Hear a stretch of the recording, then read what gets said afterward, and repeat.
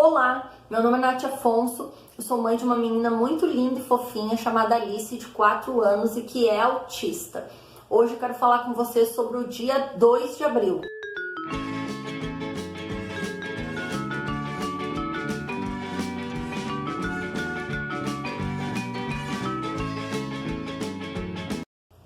Dia 2 de abril é o Dia Mundial da Conscientização do Autismo, decretado pela ONU.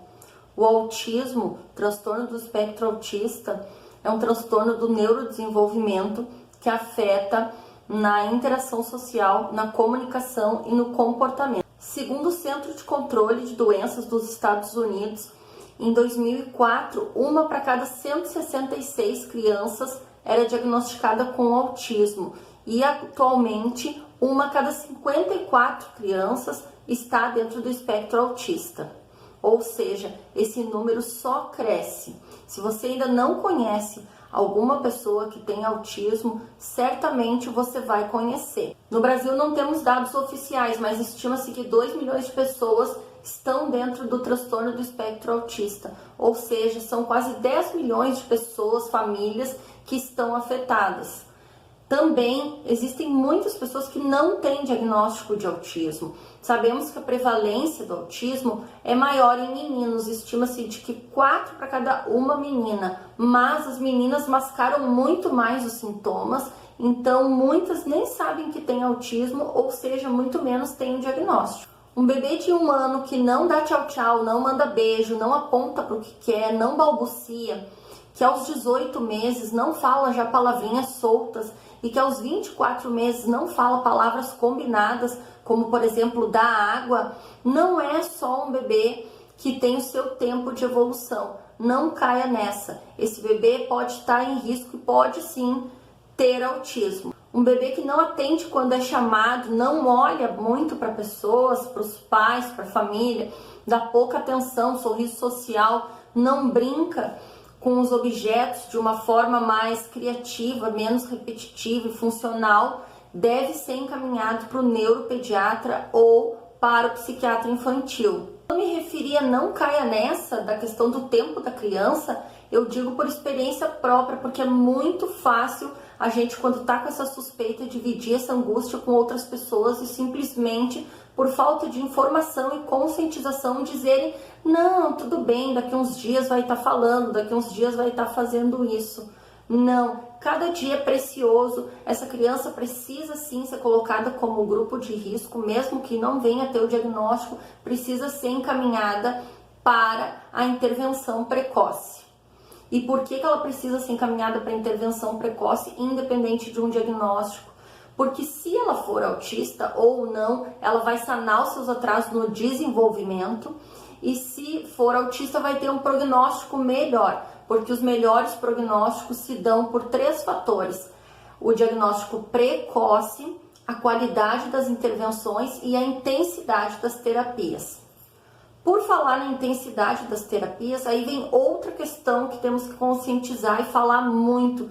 Depois que a gente finalmente consegue o diagnóstico, que é uma luta, muitas vezes não é fácil, especialmente para quem usa o sistema público de saúde, que não vê profissionais capacitados para detectar autismo em bebês. Na verdade, não só no sistema público, isso é um problema geral, mas no sistema público ainda demora muito para ser encaminhado e conseguir uma consulta com um especialista, e os meses vão correndo, assim como as chances dessa criança de evoluir também. E quando se descobre, como vai fazer as estimulações e as terapias? As terapias são muito caras, de pouco acesso para uma minoria.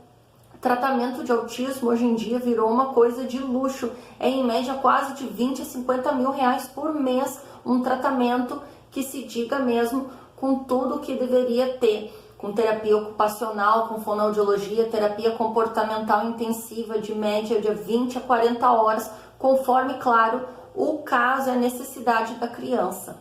Então, é muito pouco acesso. Quando a família tem plano médico, tem que batalhar muito para conseguir, via liminar na justiça.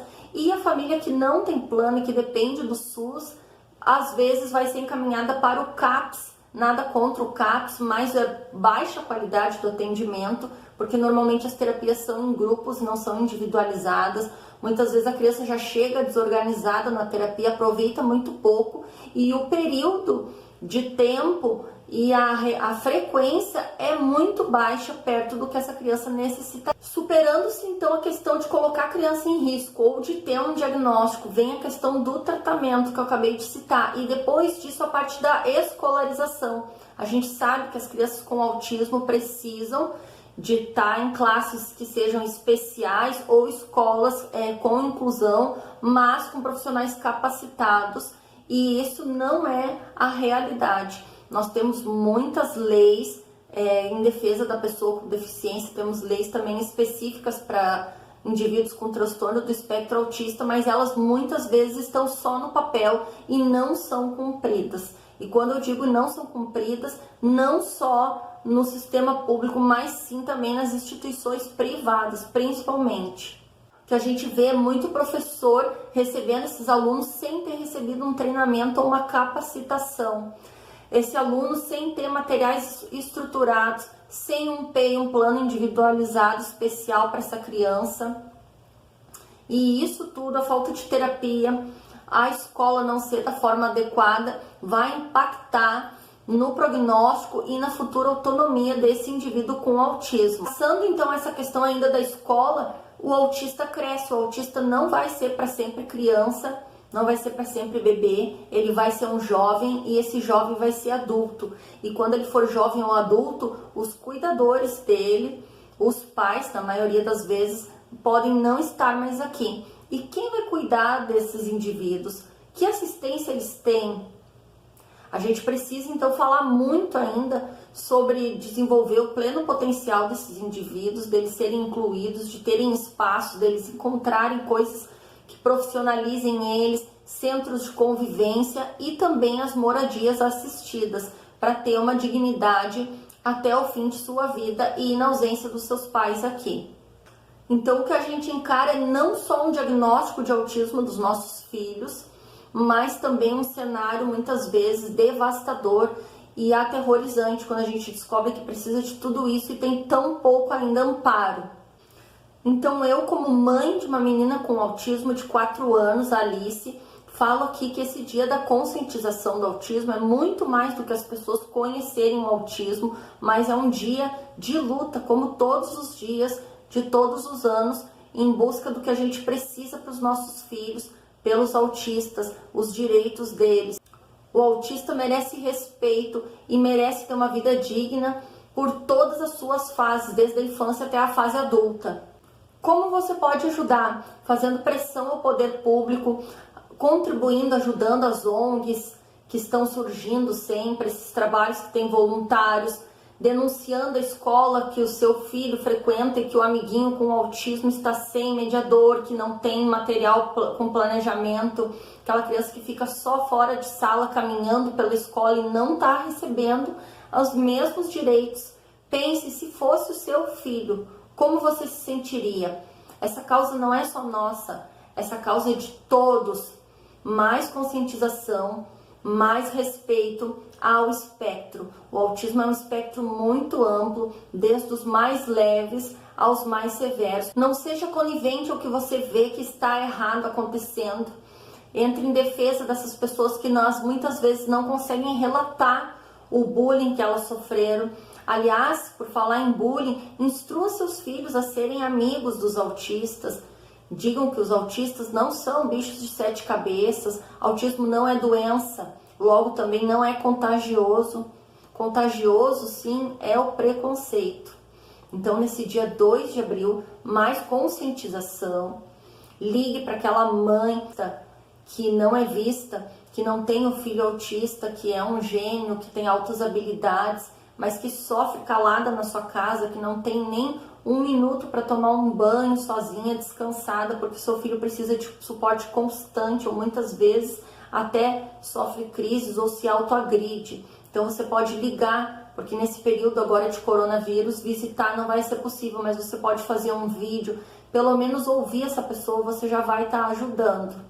Procure também saber mais sobre autismo falando com nada mais, nada menos do que os próprios autistas. Existem muitos canais, tanto aqui no YouTube, como sites, blogs, de autistas mesmos que falam sobre sua condição, que têm a sua expressão.